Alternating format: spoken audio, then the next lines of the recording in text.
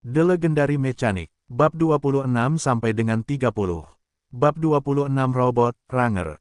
Persenjataan dasar mencakup pengetahuan tentang pembuatan senjata api dasar dan senjata jarak dekat dasar, mengurangi jumlah waktu yang Anda perlukan untuk merakit cetak biru senjata api dasar dan mempercepat efisiensi pembuatan senjata. Panduan lengkap tentang bahan-bahan dasar adalah pengetahuan inti dari cabang angkatan bersenjata. Atribut dasar peralatan mekanik bergantung pada bahan baku. Bahan-bahan generasi baru bahkan dapat memicu inovasi teknologi, meningkatkan kualitas keseluruhan mesin ke tingkat yang lebih tinggi. Banyak bahan sintetis merupakan perenang untuk mesin-mesin canggih. Anda telah mempelajari 5 keterampilan dasar cabang lapis baja, dan Anda telah menguasai keterampilan penyempurnaan dasar dan kelebihan beban. Anda telah menguasai cetak biru untuk robot Ranger. Pemurnian dasar memungkinkannya menyampaikan materi dan meningkatkan levelnya. Keterampilan yang diberi label dasar atau mudah umumnya merupakan versi asli dari keterampilan inti kelas. Pemurnian molekuler tingkat lanjut memungkinkannya untuk secara langsung mengubah sifat material menggunakan energinya. Bahan-bahan juga diklasifikasikan seperti peralatan, dengan bahan berkualitas lebih tinggi memiliki nilai lebih tinggi. Bahkan bahan dengan kualitas yang sama pun dapat bervariasi kualitasnya. Misalnya, bahan umum mentah, besi batu, harganya 13 koin aquamarine per pon. Setelah dimurnikan, menjadi besi batu gelap, yang harganya 45 koin aquamarine per pon. Keduanya adalah bahan berkualitas abu-abu. Bahannya juga memiliki karakteristiknya masing-masing. Misalnya, logam yang cocok untuk menghantarkan energi tidak cocok untuk membuat baju zirah. Kelebihan, keterampilan aktif. Mengonsumsi stamina, meningkatkan kekuatan mesin sebesar 30-50% untuk waktu singkat, tetapi sangat mengurangi daya tahan. Contohnya, lengan daya lapis baja ringan yang digunakan Han Xiao sebelumnya. Setelah overload digunakan, kekuatan serangan dan pertahanan dapat meningkat sebesar 30-50%. Staminanya 120 poin hanya dapat mendukungnya selama sekitar 10 detik. Ini adalah skill burst. Akhirnya, dia mendapatkan skill aktif. Han Xiao sangat gembira. Tipe mekanik ini memiliki sedikit skill aktif di tahap awal. Seandainya dia memiliki skill aktif saat melarikan diri dari organisasi Sprout, pengungsinya tidak akan sesulit ini. Robot Ranger adalah salah satu cetak biru robot yang paling mudah diperoleh di awal permainan, setidaknya cukup mudah baginya. Ini adalah robot multifungsi kelas bawah yang dapat dilengkapi dengan berbagai perangkat dan mesin, sehingga cocok untuk pertempuran, eksplorasi, perlindungan, dukungan, dan bahkan pengungkapan diri. Fleksibilitasnya yang tinggi berarti ia tidak memiliki fokus khusus, tetapi memiliki potensi besar untuk dimodifikasi. Han Xiao tahu bahwa banyak guild menggunakan Ranger tipe pendukung untuk eksplorasi dan eksplorasi dalam tim produksi logistik mereka. Beberapa rancangan yang dipahami oleh para mekanik sudah ada, sementara yang lain belum muncul. Situasi berbeda di setiap planet. Menghabiskan hanya 2 poin potensial untuk mendapatkan begitu banyak keterampilan adalah kemenangan besar. Lu tua berjalan mendekat dengan santai, tampak penasaran. Kau tampak begitu bersemangat sejak tadi. Apa yang telah kau lakukan? Han Xiao melirik Pak Tua Lu dari samping dan berkata, tidakkah ada peringatan aneh kau berkeliaran di sini? Aneh, kenapa? Lu tua menunduk melihat celana pendek pantainya, mengocok botol di tangannya, dan bersendawa, sama sekali tidak menyadari ada yang salah. Lukian membanting obor las, wajahnya memerah dan ditutupi lapisan tipis keringat akibat panas.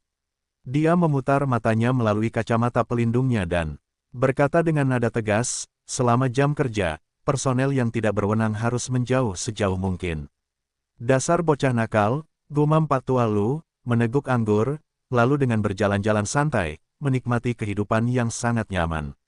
Bos, apakah ada yang perlu diperbaiki di sini? Begitu Pak Tua Lu pergi, seorang tamu tiba, seorang pria paruh baya masuk. Han Xiao menoleh dan mendapati bahwa pria paruh baya itu juga sedang menatapnya. Mata mereka bertemu sesaat, lalu pria paruh baya itu berjanjin muka. Han Xiao sedikit terkejut, lalu menyalakan dan memperhatikan langkah mantap dan tegap pria paruh baya itu. Dia segera mengerti apa yang sedang terjadi, tapi wajahnya tetap tanpa ekspresi. Ada kemungkinan 80% bahwa orang ini adalah agen intelijen dari Biro ke-13, yang dikirim khusus untuk mengujinya. Lukian mendekatinya dengan senyum sopan di wajahnya, lalu bertanya, "Halo, ada yang perlu diperbaiki. Mobil saya berlokasi tepat di persimpangan. Pandangan pria parubaya itu beralih dari Luqian ke Han Xiao. Oke, tidak masalah. Saat Luqian hendak mengambil kotak peralatannya dan pergi, pria parubaya itu tiba-tiba menunjuk Han Xiao dan berkata, saya ingin pemuda itu memperbaiki mobil saya. Luqian terkejut dan merasa agak kecewa. Apakah dia terlihat tidak cukup terampil? Ini adalah diskriminasi terhadap perempuan. Aku akan melakukannya. Han Xiao mengambil kotak peralatan dari Luqian, yang memenuhi rasa kesal. Keduanya berjalan keluar dari gang, tempat sebuah mobil tua terparkir di pinggir jalan. Ini mobilnya. Han Xiao membuka kap mobil, melihat sekilas, lalu mengeluarkan peralatan perbaikan dari kotak perkakas untuk memulai perbaikan. Seorang pria parubaya bersandar di mobil, berpura-pura mencoba memulai percakapan, dan bertanya, anak muda, kamu tidak terlalu tua, kan? Saya berumur 30 tahun. 30. Apa yang kamu pikir aku buta? Pria parubaya itu hampir menggigil. Siapa namamu, anak muda? Han Xiao bahkan tidak mendongak. Sebelum menanyakan nama seseorang, sebaiknya tunjukkan ketulusan terlebih dahulu. Pria parubaya itu tidak punya pilihan selain mengatakan, nama saya Feng Jun.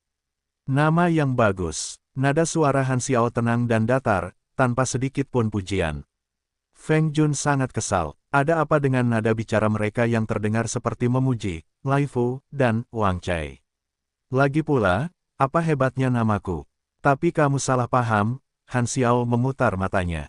Aku hanya ingin sebatang rokok. Wajah Feng Jun tampak kaku saat ia menyalakan rokok untuk Han Xiao. Han Xiao menambahkan mata, sebatang rokok digantung di bibirnya, dan membenamkan dirinya dalam memperbaiki mobil. Kau bisa memanggilku Han Xiao. Feng Jun diam-diam mengingatnya dan terus bertanya, Han Xiao, kau bukan dari Sidu, kan? Kau berasal dari mana? Sudah diperbaiki. Kata-kata yang telah disiapkan Feng Jun tersangkut di tenggorokannya, dan ekspresi seperti seseorang yang sedang sembelit. Apa-apaan ini? Penyelidikanku baru saja dimulai. Keahlianmu terlalu hebat, dasar bodoh. Han Xiao mengulurkan tangannya tanpa ekspresi, pipa hidroliknya rusak, saya beri Anda 60. Bayar. Tentu saja saya tahu ini masalah pada selang hidrolik, saya perbaiki sendiri. Feng Jun tersedak kering dan mengeluarkan dompetnya, mengambil uang sepelan mungkin, seolah-olah dompet itu berlubang tanpa dasar, mencoba mengulur waktu untuk mengajukan lebih banyak pertanyaan. Keahlianmu benar-benar bagus. Di mana kau mempelajarinya? Belajar secara otodidak. Wow, itu luar biasa. Kamu dari mana? Orang desa yang lugu. Petik 2 petik 2. Melihat Feng Jun menggeledah barang-barang cukup lama, Han Xiao mengangkat alisnya dan berkata, apakah kau mengingatkanku bahwa aku harus memberi diskon? Feng Jun terbatuk dan akhirnya mengeluarkan uang itu lalu menyerahkannya kepada Han Xiao. Apa lagi yang bisa dia lakukan?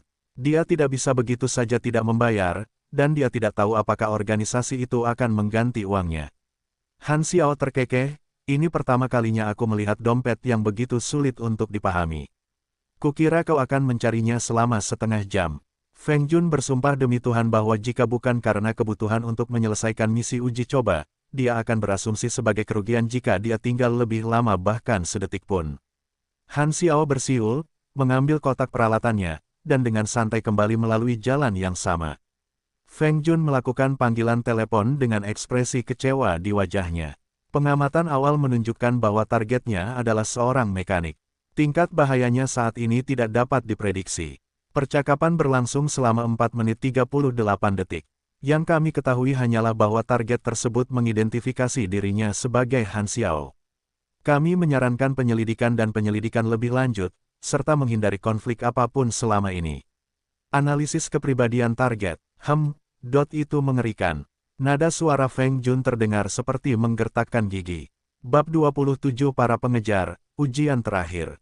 Beberapa hari berikutnya berjalan tanpa kejadian berarti. Han Xiao menjalankan rutinitasnya seperti biasa, pergi ke tempat barang rongsokan Krok di pagi hari untuk membuat senjata bagi rakun. Ia dibayar setiap hari, memastikan penghasilan yang stabil. Ia juga mengumpulkan banyak suku cadang mekanik yang masih bisa digunakan di tempat barang rongsokan, diam-diam menggunakannya untuk membangun robot runner. Han Xiao menyembunyikan bagian-bagian yang sudah jadi di dalam ruangan, berencana untuk mengelas dan merakitnya setelah menyelesaikan semua komponen. Di waktu lain, ia lebih sering berada di bengkel untuk memproses pesanan. Badan intelijen tidak pernah berhenti menyelidiki, dengan agen intelijen yang berbeda datang 2 atau 3 kali sehari. Lukian pemikiran bisnisnya akhirnya mulai membaik, dan dia sangat senang sehingga dia memasak 5 hidangan dan sup setiap hari untuk memberi hadiah kepada Han Xiao. Kadang-kadang ketika Han Xiao lewat di lingkungannya, dia akan mendengar Lukian menggumamkan kata-kata seperti ekspansi dan jaringan, yang sangat menakutkannya sehingga dia merasa telah memberi pemilik toko ilusi yang mengerikan. Pak Tualu sesekali berkeliling di sekitar Han Xiao, mencoba memahami latar belakang dari teknik perakitannya, tetapi semua usahanya sia-sia.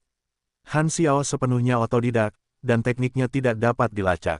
Gao Tua sering datang untuk menantang Lu Tua bermain Go. Sejujurnya, Han Xiao tidak berpikir ada sesuatu yang bisa ditandingi dalam Gomoku. Dia sering haluskan dengan Han Xiao, yang dinikmati Han Xiao, dan secara bertahap meningkatkan rasa suka Gao Tua terhadapnya.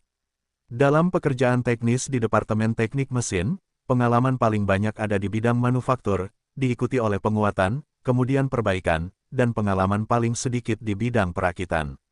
Karena saat ini belum ada kesempatan untuk memperoleh pengetahuan tingkat lanjut, Han Xiao menggunakan pengalamannya untuk meningkatkan 3 keterampilan yang paling mendekati level maksimal, keahlian mekanik dasar level 3, keahlian tempur dasar level 8, dan keahlian menembak dasar level 6, untuk mendapatkan poin potensi yang lebih banyak. Persyaratan perubahan pekerjaan untuk pemula mekanik adalah memahami afinitas mekanik menengah, yang membutuhkan afinitas mekanik dasar untuk mencapai level maksimum 5. Ketertarikan pada bidang mekanik adalah keterampilan inti dari jurusan teknik mesin dan merupakan pembuka untuk banyak rencana dan keterampilan.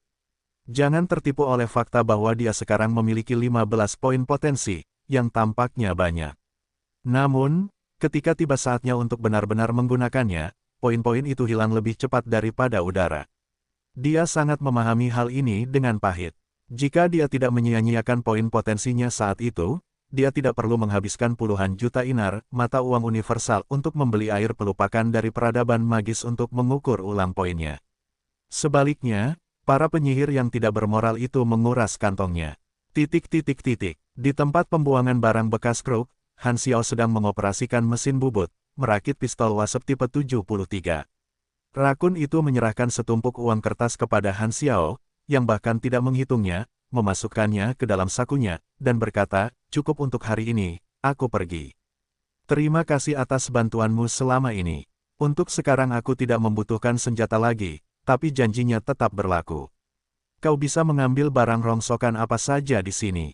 Tanuki tersenyum pura-pura, menyiratkan bahwa dia ingin menangguhkan sementara kerjasamanya dengan Han Xiao. Dia telah melengkapi persenjataannya dengan berbagai senjata, tetapi belum tiba waktunya untuk membuangnya setelah dia menyelesaikannya. Dia mendambakan teknologi pembuatan senjata milik Han Xiao dan telah membayangkan berkali-kali keuntungannya jika dia menguasainya. Tanuki berhati-hati. Cara Han Xiao dengan mudah melucuti senjata Tanuki saat pertemuan pertama mereka membuatnya ragu untuk bertindak gegabah.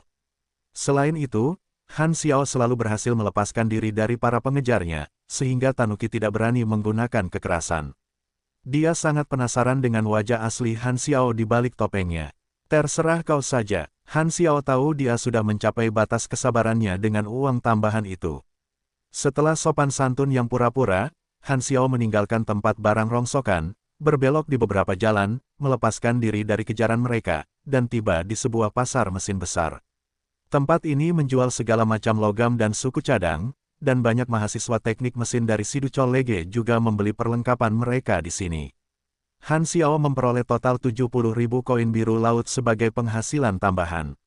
Dia membeli semua material untuk para ranger dan juga membeli material untuk senjata lapis baja ringan. Uang itu datang dengan cepat dan habis dengan cepat pula. Setelah dikirimkan kembali suku cadang ke bengkel, Han Xiao mulai memproduksinya secara diam-diam. Beberapa hari kemudian, setelah semua bagian lengkap, Han Xiao merakit robot ranger di dalam ruangan. Dengan tinggi 1,2 meter, robot ini memiliki lapisan pelindung tipis yang dilas untuk melindungi roda gigi, komponen presisi, kabel, dan sumber energi di dalamnya. Tubuh bagian atasnya berbentuk humanoid, dengan kepala oval yang terpasang di badannya. Robot ini tidak memiliki leher, dan sepasang mata mekanis yang dilengkapi dengan sistem kendali jarak jauh dan pencitraan sederhana.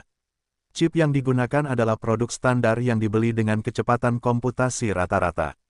Robot ini memiliki sepasang lengan mekanik di kedua sisi tubuhnya, dengan bantalan torsi di siku dan bahu, memungkinkannya berputar seperti lengan manusia.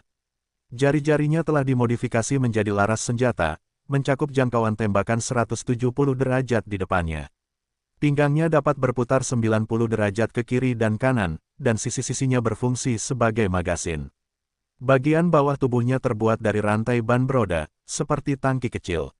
Sistem tersebut mendorongnya untuk memberi nama produk jadi, dan Han Xiao menyimpannya, generasi Ranger, mengikuti kebiasaannya dari kehidupan sebelumnya. Ranger generasi 1 terlacak. Tipe, robot. Kualitas, abu-abu. Atribut dasar, armor 800, pertahanan 18, tingkat kekuatan 58, kecepatan gerak maksimum 23 km per jam, energi 120/120. Tinggi, 1,18 meter. Berat, 143 pon. Metode kontrol, kontrol jarak jauh, transmisi sinyal listrik. Jangkauan kendali jarak jauh, 50 meter. Energi, paket baterai. Biaya tempur, 8 energi, menit. Daya inti, 36/80 ohm.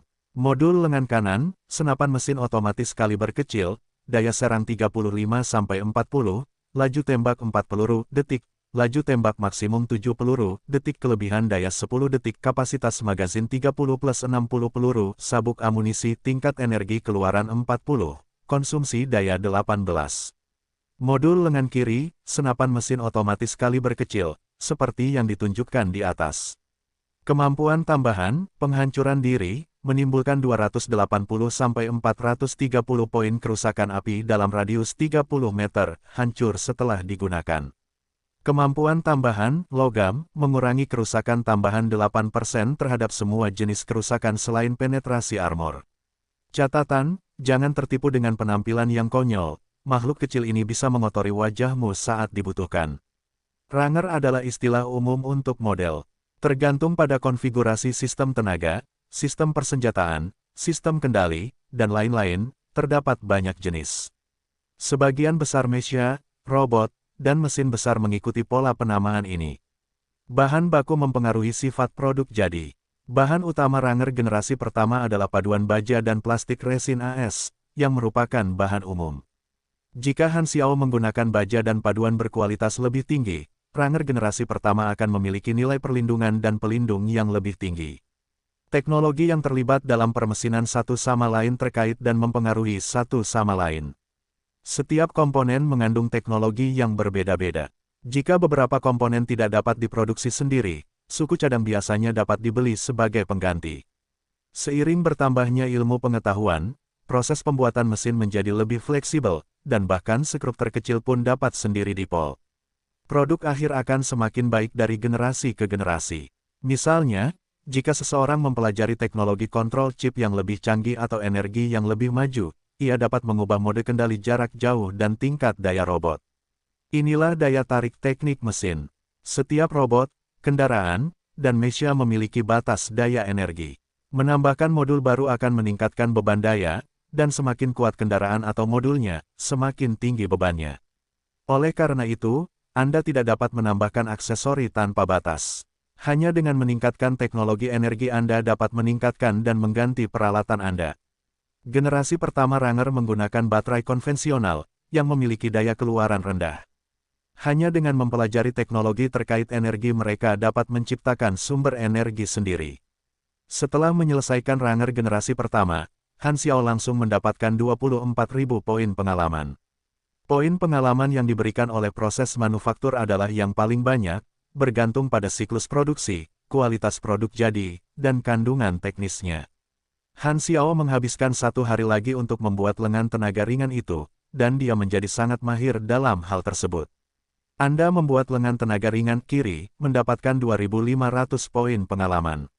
Lengan daya ringan yang baru masih terpasang di tangan kiri, tetapi bahan yang digunakan kali ini lebih sederhana daripada yang pertama, dan kualitasnya menurun 1 tingkat. Lengan beban ringan kiri.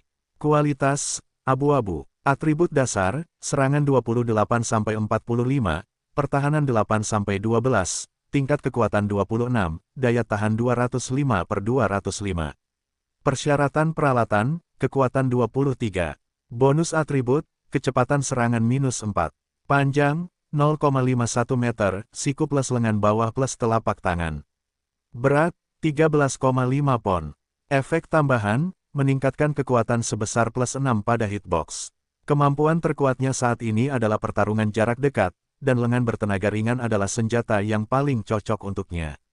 Jurusan teknik mesin mempelajari seni bela diri dan pertempuran, yang disebut gaya seni bela diri mekanik. Han Xiao tidak berencana untuk mempertahankan gaya ini selamanya, karena keunggulan gaya mekanik adalah serangan jarak jauh. Namun, gaya seni bela diri mekanik adalah salah satu gaya terkuat di tahap awal jurusan teknik mesin, dan dapat digunakan sebagai transisi. Han Xiao menyembunyikan lengan robot di dalam ruangan dan kembali ke lantai pertama. Seorang klien sedang berbicara dengan Lu Qian, sesekali melirik Han Xiao. Orang ini juga seorang agen intelijen. Selama periode ini, semua agen intelijen yang menyamar sebagai klien ditolak oleh Han Xiao, sehingga mereka mengubah strategi dan menanyakan informasi tentang Han Xiao kepada Lu Qian. Setelah mengantar klien pergi, Lu Qian menatap dengan aneh, "Mengapa begitu banyak orang bertanya tentangmu? Aku populer, tapi mereka semua laki-laki." Wajah Han Xiao menegangkan. "Kau salah paham. Jangan khawatir, aku tidak akan mendiskriminasimu."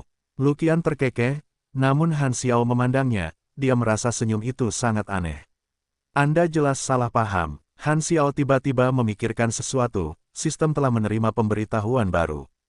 "Anda telah memicu misi peringkat E berburu, terima, tolak." Han Xiao sedikit terkejut. Bagaimana tugas ini bisa muncul? Menerima petunjuk misi, beberapa orang mengincar hadiah buronan Anda yang besar. Di belakang Anda, mereka menyimpan niat jahat dan siap bertindak. Sementara itu, organisasi-organisasi tertentu menunggu untuk melihat kinerja Anda. Apa yang akan Anda pilih untuk dilakukan? Persyaratan misi, berhasil melarikan diri dari para pengejar. Hadiah, 10.000 poin pengalaman. Hadiah spesial, 1 kartu peningkatan keterampilan dasar. Jelas sekali ada seseorang yang mengincar hadiah buronannya. Organisasi-organisasi tertentu, yang disebutkan dalam petunjuk misi membuat Han Xiao memutar matanya. Dia tidak perlu menebak untuk mengetahui bahwa itu adalah Biro ke-13. Mengakhiri kedua hal tersebut membawa Han Xiao pada dugaan baru, mungkin Biro ke-13 sengaja membocorkan informasinya kepada sekelompok pengejar dalam upaya untuk menguji kemampuan tempurnya.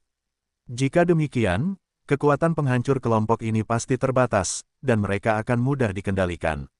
Biro ke-13 tidak akan menemukan kejadian sabotase skala besar di ibu kota negara, dan mereka juga tidak akan dengan mudah membocorkan informasi intelijennya. Hadiah untuk misi level E umumnya biasa saja, tetapi hadiah spesialnya membuat Han Xiao lebih memperhatikan. Kartu peningkatan skill dapat langsung meningkatkan level skill dengan peringkat yang sesuai, yang sangat berguna baginya. Hadiah spesial tersebut sesuai dengan persyaratan tersembunyi dari misi, dan semua petunjuknya tersembunyi dalam petunjuk misi. Han Xiao percaya bahwa persyaratan tersembunyi dari misi ini adalah membunuh semua pengejar. Musuh bisa muncul kapan saja, jadi sebaiknya jangan berdiam di toko, pikir Han Xiao dalam hati. Karena para pengejar tidak kuat, dia tidak ingin bergantung pada bantuan Pak Tualu. Setelah berpikir sejenak, sebuah medan pertempuran yang cocok muncul di benak saya. Tempat pembuangan barang bekas Clock. Bab 28 Kecemburuan. Tempat pembuangan barang bekas adalah wilayah Tanuki. Jika mereka bisa melawan para pengejar di sana, mereka mungkin bisa menyingkirkan ancaman ini juga. Han Xiao menghentikan pekerjaannya, memanggil Lu Qian, dan ketika Lu Qian menoleh, berkata, "Aku ingin meminta izin libur sehari." "Baiklah." Lu Qian berkedip, lalu tiba-tiba bertanya, "Apakah kamu baik-baik saja?" Han Xiao terkejut. "Mengapa kau menanyakan itu?" Lu Qian cerdas dan tanggap. Han Xiao biasanya malas dan tidak termotivasi, menatap kosong seolah selalu melamun. Namun, temperamennya tiba-tiba berubah barusan, yang disadari Lu Qian. Lu Qian, kesulitan menggambarkan perasaannya saat itu. Seolah-olah Han Xiao tiba-tiba menjadi agak berbahaya baginya. "Jika Anda menemui kesulitan, saya akan membantu Anda menemukan solusinya," kata Lu Qian dengan sungguh-sungguh. Han Xiao menatap mata Luqian yang berbinar untuk waktu yang lama. Luqian merasa sedikit tidak nyaman di bawah tatapannya, sedikit memalingkan wajahnya, mengusap pelipisnya, dan menggoda, sangat tidak sopan terus menatap orang seperti itu. Han Xiao memalingkan muka dan berkata, aku tidak akan kembali untuk makan malam nanti. Luqian sedikit kecewa. Awalnya saya ingin Anda mencoba hidangan terbaru saya, iga babi rebus dengan lada, nanas, dan rumput laut. Han Xiao bergidik. Astaga, bencana kuliner macam apa itu? Permohonan cuti berjalan lancar. Han Xiao kembali ke kamarnya, menemukan ransel untuk mengemas lengan robot, membungkus Ranger generasi pertama dengan kain lap, menaruhnya di gerobak dorong, dan menuju ke tempat barang rongsokan. Bos, apakah anak itu targetnya? Seorang pria berkacamata hitam diam-diam mengikuti Han Xiao. Setiap kali Han Xiao berbalik atau menoleh ke belakang, ia langsung menyembunyikan diri menggunakan lingkungan sekitar, keramaian, bilik telepon umum, dan kios koran, yang jelas menunjukkan pelatihan profesionalnya. Ia mengenakan headset mini dan berkomunikasi dengan kaki tangannya di dalam sebuah mobil tua 2 blok jauhnya. 5 pria bertopeng duduk di dalam mobil, merekalah orang-orang yang telah mengincar Han Xiao. Mereka adalah tentara bayaran yang juga bekerja sebagai pemburu hadiah, dengan kode nama, Pasukan Lebah Penyengat. Mereka telah menyelesaikan beberapa misi dan memiliki reputasi baik di Dark Web. Mereka, secara tidak sengaja, menemukan keberadaan Han Xiao. Pasukan Lebah Penyengat menyadari bahwa ini adalah kesempatan untuk mengambil semua keuntungan untuk diri mereka sendiri. Uang adalah hal sekunder, jika mereka bisa mendapatkan dukungan dari organisasi tunas, mereka akan menemukan pendukung yang kuat. Anak itu bernilai 1 juta. Dia terlihat seperti orang biasa, itu sama sekali tidak sulit. Wakil komandan tim, seorang pria berambut panjang, mengerutkan bibir, nadanya mengandung 3 bagian keraguan dan 7 bagian penghinaan. Kapten Kelly, yang sedang memeriksa senjatanya, berkata dengan suara berat, ini adalah ibu kota Star Dragon. Kita harus bertindak cepat dan segera mundur setelah membunuh target. Misi telah dimulai. Sebuah jeep hitam tanpa plat nomor mengikuti Han Xiao dari kejauhan. Di dalam jeep itu terdapat tim operasi lapangan dari Biro ke-13. Ketua tim, Li Hui, bertanggung jawab atas operasi tersebut, dan Feng Jun adalah penasihat operasi. Kedelapan personel operasi lapangan itu mengenakan seragam tempur lengkap dan dilengkapi dengan anak panah penenang. Seperti yang telah diprediksi Han Xiao, pasukan lebah penyengat yang memburunya memang merupakan ujian terakhir Biro ke-13, yang diatur oleh pihak lain. Misi para agen adalah untuk secara diam-diam mengamati kinerja Han Xiao dan, jika perlu, campur tangan untuk melenyapkan para tentara bayaran dan mengundang Han Xiao ke biro sebagai tamu. Pasukan Stinger adalah bidak terpilih dengan daya hancur terbatas. Setelah habis digunakan, permainan ke-13 akan menangani akibatnya. Feng Jun mengalihkan kamera dan berkata, rute Han Xiao adalah ke tempat pembuangan barang bekas Crow di distrik ke-7. Pasukan Stinger sedang melacak target. Jika pertempuran terjadi di tempat pembuangan barang bekas, kerugian ekonomi akan diminimalkan. Biro ke-13 mengetahui segala hal tentang kekuatan Tanuki, para pendukungnya, dan detail lainnya. Jika mereka mau, mereka bisa membuat Tanuki menghilang kapan saja. Badan Intelijen Nasional memiliki kepercayaan diri untuk melakukan hal itu. Bagi orang awam, seekor anjing rakun adalah sosok yang menakutkan, tetapi itu tidak sebanding dengan sebuah lembaga nasional. Saat matahari terbenam di barat, ia menyinari gedung-gedung menjulang tinggi di ibu kota barat dengan cahaya kemasan. Di tempat barang rongsokan Krok, Tanuki terkejut dengan kedatangan Han Xiao. Han Xiao biasanya datang pagi-pagi dan langsung pergi setelah 2 jam, tidak pernah tinggal lebih lama. Ada apa dengannya hari ini? Aku datang ke wilayahmu untuk mencari beberapa bahan, jawab Han Xiao dengan santai. Tanuki, tanpa curiga, bertanya secara simbolis apakah Han Xiao ingin makan malam bersama. Ia mengira teknisi Han yang pendiam itu tidak akan setuju, tetapi yang mengejutkannya, Han Xiao langsung mengangguk setuju, seolah-olah ia telah menunggu Tanuki untuk berbicara. Tanuki terkejut sejenak sebelum menyadari apa yang sedang terjadi. Han Xiao melepas topengnya, dan rakun itu melihat wajah aslinya untuk pertama kalinya. Wajahnya tampak agak familiar, tetapi rakun itu tidak terlalu memikirkannya. Meskipun buronan Han Xiao ada di Dark Web, itu mewakili tingkat perjuangan yang berbeda. Sebagian besar pihak tidak menyadari latar belakangnya. Pengaruh Tanuki terbatas pada wilayah kecilnya di distrik ketujuh Sidu. Mereka jarang masuk ke dark web dan tidak terlalu memperhatikan buronan tunas. Sama seperti ketika polisi mengeluarkan surat perintah penangkapan, kebanyakan orang langsung melupakannya begitu melihatnya. Han Xiao mengenakan topeng untuk merahasiakan identitasnya, tetapi sekarang itu tidak perlu. Biro ke-13 tidak akan tinggal diam dan membiarkan identitasnya terungkap, mereka akan membantunya menyingkirkan si rakun. Sebuah jamuan makan disiapkan di tempat peristirahatan di tempat barang rongsokan itu. Kedua pria itu duduk dan mulai mengobrol santai. Seberapa baik performa senjata yang Anda buat terakhir kali? Senapan Type 73 Hornet adalah senjata yang sangat dihormati, bahkan militer pun menggunakannya. Pedagang senjata lain mengenakan biaya 6 atau 7 ribu dolar untuk satu unit, Anda telah menghemat banyak uang saya. Tanuki berbicara dengan nada puas, mengeluarkan cerutu, memotong ujungnya, menyalakannya, menghisapnya dalam-dalam, dan memuji, lagi pula, senjata yang kalian buat jauh lebih berkualitas daripada barang bekas mereka. Han Xiao tetap tidak memberikan jawaban pasti. Meskipun kualitas senjata api produksi massal terjamin, mereka tidak dapat memperhitungkan perbedaan halus antara setiap senjata api individual. Perbedaan ini berasal dari variasi halus pada bahan-bahan itu sendiri. Mekanik terampil, ketika membuat senjata api secara manual, dapat melakukan penyesuaian dan peningkatan halus untuk menyesuaikan detail setiap senjata api, memberikan kesan yang lebih hidup daripada barang produksi massal. Pengguna senjata api berpengalaman dapat menghargai perbedaan ini, jika harus dijelaskan, itu seperti setelan jas pesanan yang lebih halus. Rakun itu memperhatikan ransel dan troli yang selalu dibawa Han Xiao dan bertanya dengan penasaran, apa isinya. Beberapa bagian, melihat bahwa Han Xiao tidak mau berbicara lebih lanjut, rakun itu tidak mengajukan pertanyaan lebih jauh. Setelah mengobrol sebentar, hari mulai gelap di luar.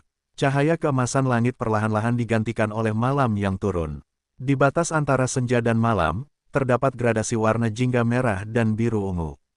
Langit diwarnai abu-abu redup oleh sinar matahari terakhir. Seorang bawahan tiba-tiba berlari masuk dan berkata, "Bos, ada yang ingin bertemu dengan Anda."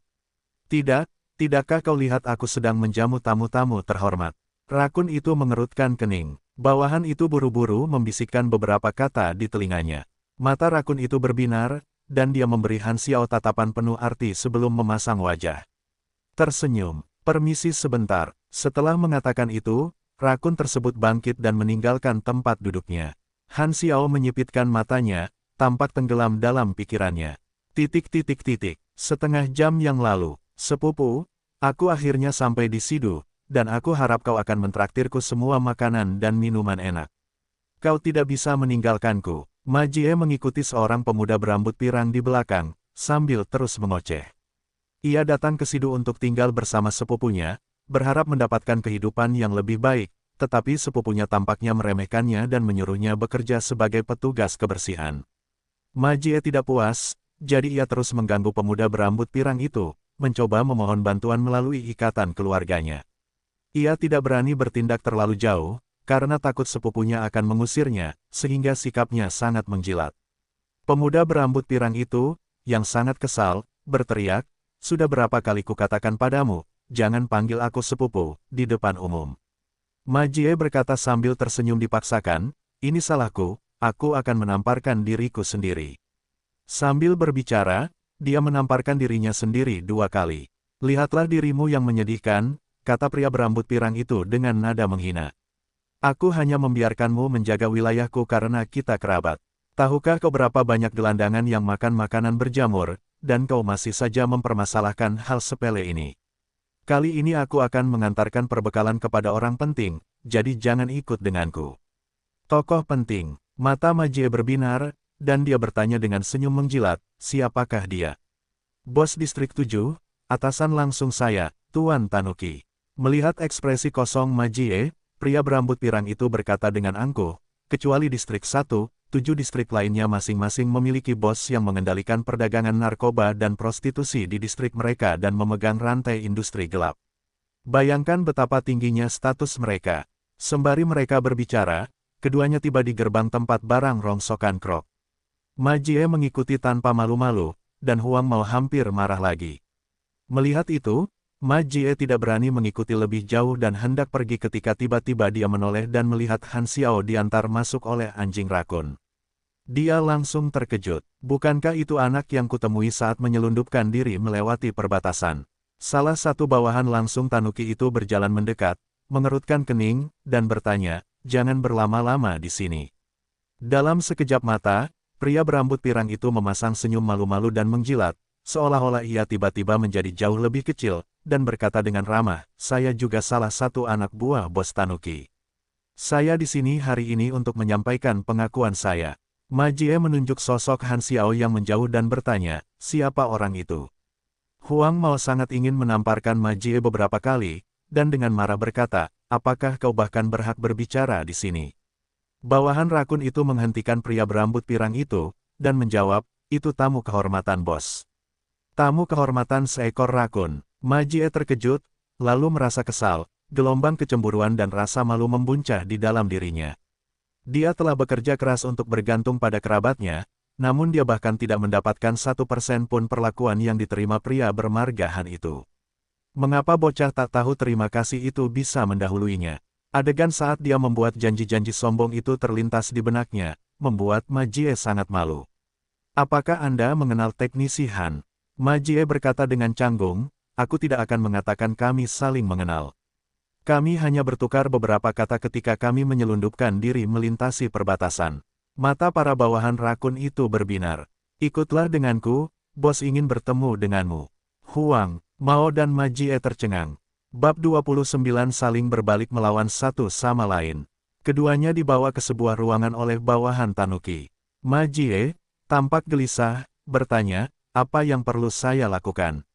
Jangan khawatir, ini bukan hal buruk. Orang itu adalah seorang mekanik yang mengerti tentang cetak biru senjata api. Bos memang ingin mengambil tindakan terhadapnya, tetapi dia tidak tahu latar belakangnya dan tidak bertindak gegabah. Dia hanya mencari Anda untuk mengetahui lebih lanjut tentang situasi ini. Pikiran Ma Jie langsung berpacu, dipenuhi sedikit kegembiraan. Bertemu bos tanuki adalah kesempatan sekali seumur hidup, mungkin dia bisa meraih ketenaran dan melepaskan diri dari nasibnya yang miskin. Dia melirik sepupunya yang berambut pirang, yang sekarang tampak lebih linglung dan iri. Tidak perlu ragu untuk mengkhianati Han Xiao. Dia benar-benar orang asing, jadi aku tidak peduli jika dia mati. Setelah menunggu dengan cemas selama setengah jam, rakun itu akhirnya masuk. Si rambut kuning dan Ma Jie buru-buru membungkuk, tetapi Ma Jie begitu terburu-buru sehingga tanpa sengaja menabrak kursi. Apakah kamu tahu dari mana teknisi Han berasal? Wajah tanpa ekspresi si rakun itu membuat Ma Jie semakin gugup. Keringat mengucur di dahinya, dan dia tergagap. Namanya Han Xiao. Dia seorang pengembara yang menyelundupkan diri ke negara ini bersamaku. Ini pertama kalinya dia di Sidu, dan dia tidak punya kerabat atau teman di sini. Mata rakun itu sedikit berkedip. Hanya itu, Ma Jie berpikir bahwa rakun itu tidak puas, jadi dia memutar otaknya dan dengan cepat berkata, benar, ketika dia memasuki Sidu, dia tidak membawa apapun, dia berpakaian compang camping, dan dia tampak tidak punya uang. Sangat bagus. Rakun itu berbalik dan pergi. Ma Jie sangat jeli dan berkata dengan hormat, selama atasan puas, itu tidak masalah. Rakun itu berhenti sejenak, senyum tipis teruk di bibirnya, kau tidak buruk. Mulai sekarang, kau akan mengikutiku. Mata Ma Jie membelalak karena gembira. Sekarang aku kaya. Setelah rakun itu pergi, pria berambut pirang itu buru-buru melangkah maju, wajahnya penuh sanjungan, dan berkata, Ma Jie, aku harus mengandalkanmu untuk bimbingan di masa depan. Kali ini, Ma Jie merasa percaya diri. Dia melirik pria berambut pirang itu dan bertanya, kau tadi memanggilku apa? Sepupu, sepupu. Peran Huang Mao dan Ma Jie tiba-tiba berbalik, dan mereka melakukannya dengan alami, tanpa sedikit pun rasa malu. Kesombongan Ma Jie terpuaskan. Dia menepuk bahu pria berambut pirang itu sambil tersenyum lebar. Setelah berpikir sejenak, dia bertanya kepada bawahannya yang licik di sebelahnya, saudara, bolehkah saya bertanya sesuatu? Bagaimana bos akan menangani Han Xiao? Itu sudah jelas. Kami akan menangkapnya, menyiksanya, dan memaksanya untuk menuliskan cetak biru senjata api. Dengan cetak biru itu, kami dapat melatih pembuat senjata kami sendiri, dan kemudian kami akan membungkamnya. Baguslah, Ma Jie merasa lega, Kurang dari 3 menit kemudian, Tanuki kembali ke tempat duduknya, melirik piring-piring yang belum tersentuh, dan berkata dengan senyum yang dipaksakan, Han Xiao, apakah aku benar? Sepertinya kau tahu namaku. Han Xiao merasakan badai yang akan datang, tetapi wajahnya tetap tanpa ekspresi. Dia diam-diam meraih ranselnya, meraba-raba slot pada lengan daya ringan, dan mengencangkannya dengan bunyi klik. Alat itu siap dinyalakan kapan saja, yang membuat pikirannya tenang. Meskipun dia datang ke toko barang bekas buaya untuk mencuri barang dari rakun, dia terbiasa berhati-hati. Dia telah mempelajari pelajaran ini dengan cara yang sulit. Ketika pertama kali berhubungan dengan Laut Berbintang, Han Xiao masih seorang pemula, memperlakukan NPC seperti program kaku dalam game lain, bertindak sembrono dan membuat dirinya sendiri mendapat masalah puluhan kali. Bahkan seekor babi betina pun tahu untuk berhati-hati. Bagaimana tepatnya semuanya menjadi kacau. Han Xiao bisa mentolerir diburu oleh pemain lain di titik respawnnya, tetapi disergap oleh NPC selama 3 hari. Hentikan, siapapun yang membicarakan sejarah kelam akan diseret keluar dan dicambuk pergelangan tangannya. Tanuki mengetuk meja dengan ringan menggunakan jarinya dan berkata perlahan, hehe, aku sudah menduga-duga latar belakangmu. Aku tidak pernah menyangka kau hanyalah seorang pengembara yang baru sebentar berada di Sidu. Harus kuakui, kau sangat berhati-hati.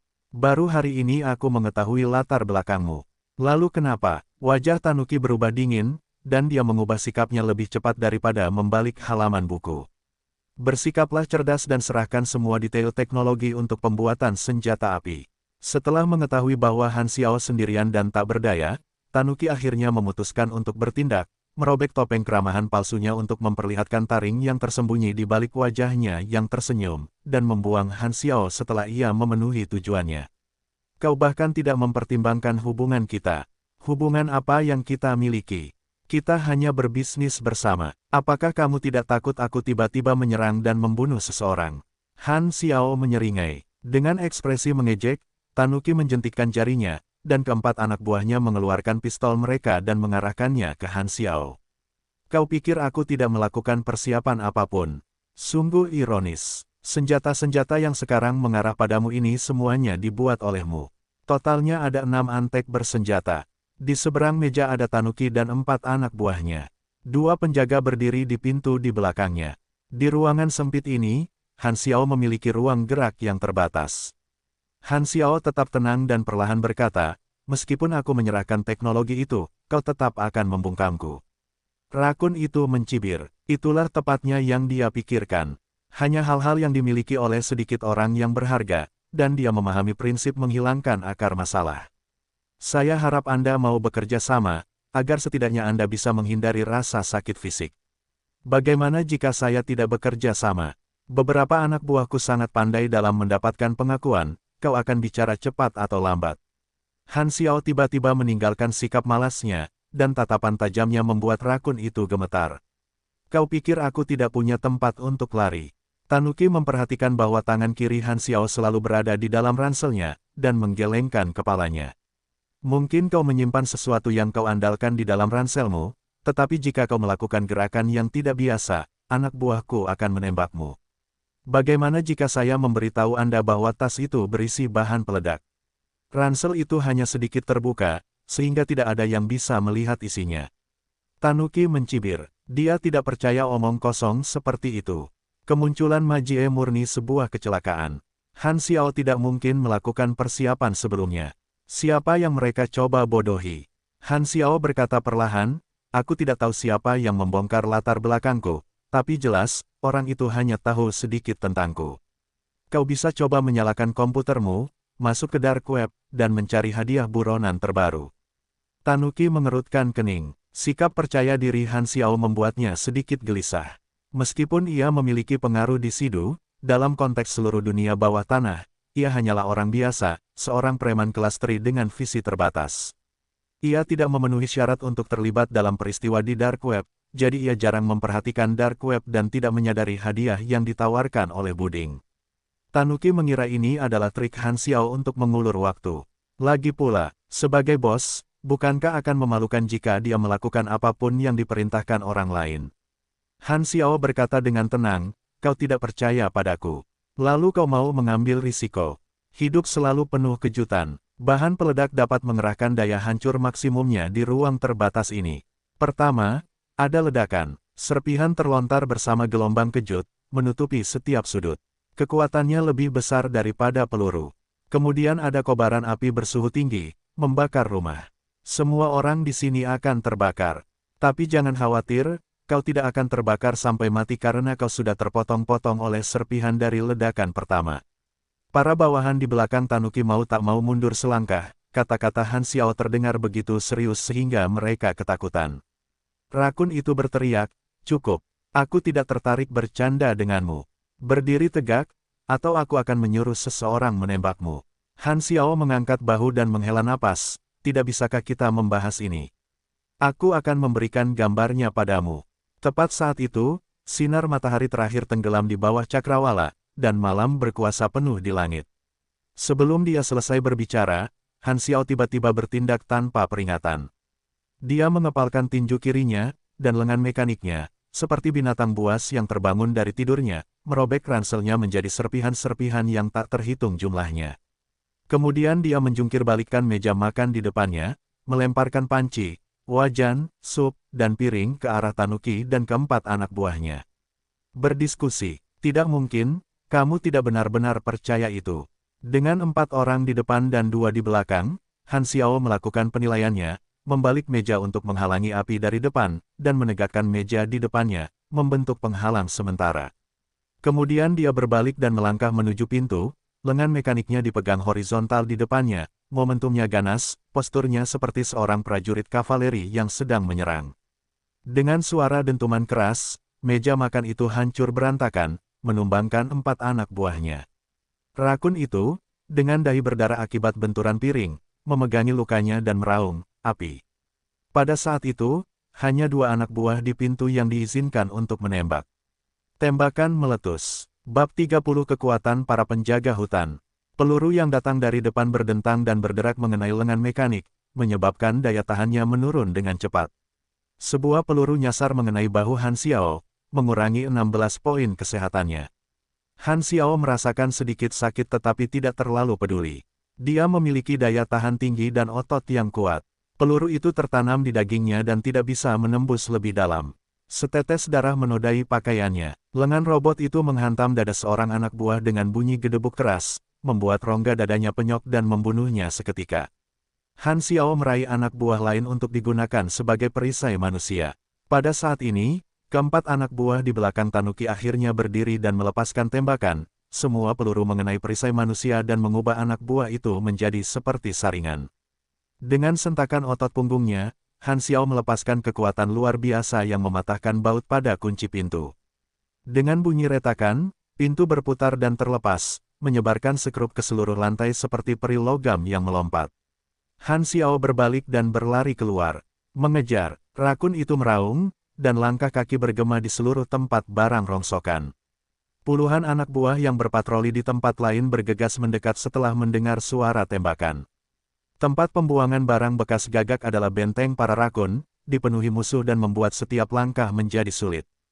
Han Xiao bertemu dengan sekelompok bala bantuan, dan dengan mengorbankan 20 poin daya tahan lengan.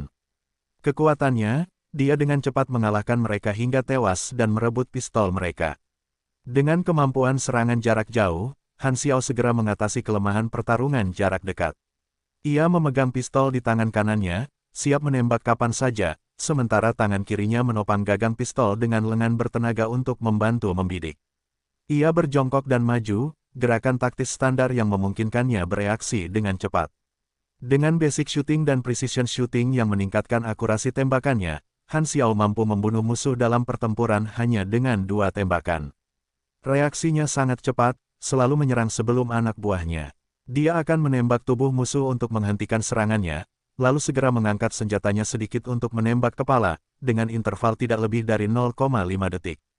Ketepatan dan kecepatannya sempurna, dan tidak ada satu tembakan pun yang meleset. Jika dikelilingi oleh banyak musuh, Han Xiao berguling dan menghindar dengan anggun, sering melakukan serangan balik dan membunuh mereka. Satu-satunya yang membatasi Han Xiao adalah amunisinya.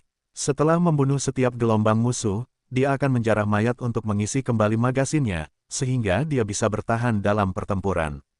Jalannya dipenuhi mayat, bercak darahnya pemandangan yang mengerikan. Rakun itu merasa ngeri, satu orang dengan mudah telah membunuh lebih dari 20 anak buahnya. Namun, jumlah anak buahnya terlalu banyak, berdatangan dari segala arah dan secara bertahap membentuk pengepungan, menekan daya tembaknya sehingga ia hampir tidak bisa menunjukkan dirinya. Han Xiao bersembunyi di balik bangkai mobil yang terbengkalai. Puluhan moncong senjata berkelebat dalam kegelapan, dan suara tembakan yang menghantam tempat persembunyiannya membuatnya bahkan tidak bisa mendengar napasnya sendiri. Ia hanya sesekali bisa melawan balik. Untungnya, ini wilayahku. Sehebat apapun dia hanya satu orang dan cepat atau lambat dia akan tertangkap. Rakun itu bertekad membuat Han Xiao menyesal telah dilahirkan. Saat ia sedang memikirkan hal ini, sebuah kecelakaan tiba-tiba terjadi. Rat-tat-tat, tembakan cepat dari senapan mesin ringan terdengar seperti badai, membawa niat membunuh yang meluas, menumbangkan sejumlah besar antek seperti gandum yang dipanen, dengan jeritan yang naik dan turun. Pasukan lebah penyengat menyerbu medan perang di bawah kegelapan malam, setiap prajurit dipersenjatai dengan senapan mesin ringan. Mereka berlari dan menghindar dengan terampil dan tepat, gerakan lincah mereka menunjukkan pengalaman medan perang mereka yang kaya. Pasukan Tanuki bahkan tidak mampu melancarkan serangan balik yang layak sebelum dikalahkan dan tercerai-berai ke segala arah. Dari mana asal para tentara bayaran ini? Rakun itu ketakutan, mengira para tentara bayaran datang untuk membunuhnya, mungkin karena mereka menginginkan wilayahnya, atau mungkin untuk membalas dendam. Saat ia sedang melamun, apa yang terjadi selanjutnya membuatnya benar-benar bingung. Para tentara bayaran yang mengancam itu tiba-tiba berbalik dan menyerang Han Xiao dari sisi lain, tanpa meliriknya sedikitpun. Para tentara bayaran kejam ini mengincar Han Xiao. Mata rakun itu terbuka lebar seperti lonceng tembaga.